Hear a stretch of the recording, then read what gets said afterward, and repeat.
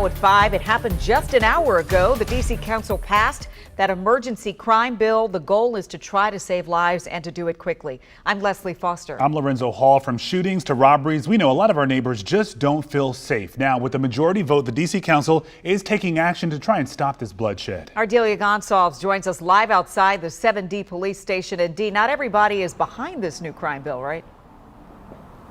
That's right. I mean, we've been hearing a lot from the mayor and other elected leaders that there is urgency behind this bill because we are in an emergency. But folks who live here in Ward 8 say this has always been an emergency. Ward 8, the neighborhoods around here are suffering. And a lot of folks say we have been dealing with this for years and been asking for change. But now there is a promise with this bill passing that change will come. In fact, the sponsor of the bill, Council Member Brooke Pinto, says the crime bill will make our streets safer this summer. After much debate and amendments, the bill passes with a 12-1 vote. Ward 4 Councilmember Janice Lewis-George voted against the bill. She offered an amendment striking down what supporters say is the meat of the bill, allowing judges to hold a person accused of a violent crime behind bars while they await trial. Now, the council member, who is a lawyer herself,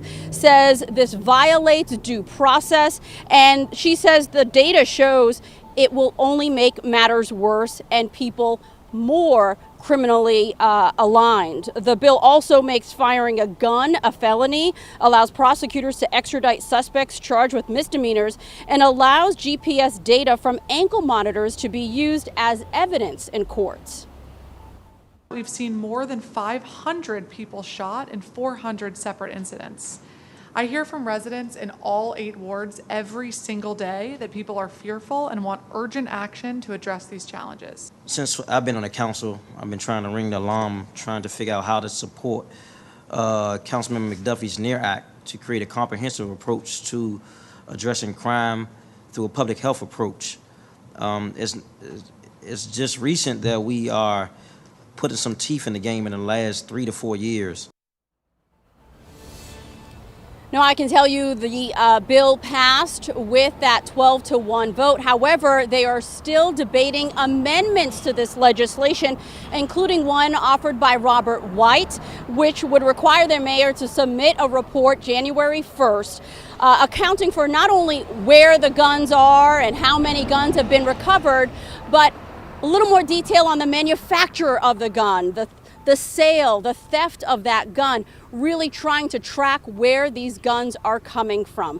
The bill, an emergency legislation, goes right to the mayor's desk for signing. It will last 90 days once she does sign this bill. Coming up at 6, though not everyone, as we mentioned, is aligned with this bill. And even though they're hopeful it will save lives, they say it doesn't address some of the key contributing factors to crime in this city. For now, we're live outside 7D. Delia Gonsalves, WUSA 9. Yeah, this may be just one part of how we start to get our arms around this violent crime in the city. Delia, looking forward to hearing more of those voices in your piece coming up at 6 o'clock.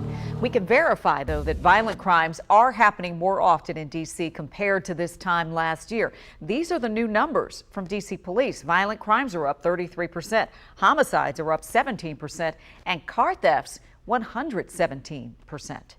Now, under the crime bill, the D.C. Council unanimously passed an emergency legislation for D.C.'s 911 center. The new law pushes for more transparency and accountability.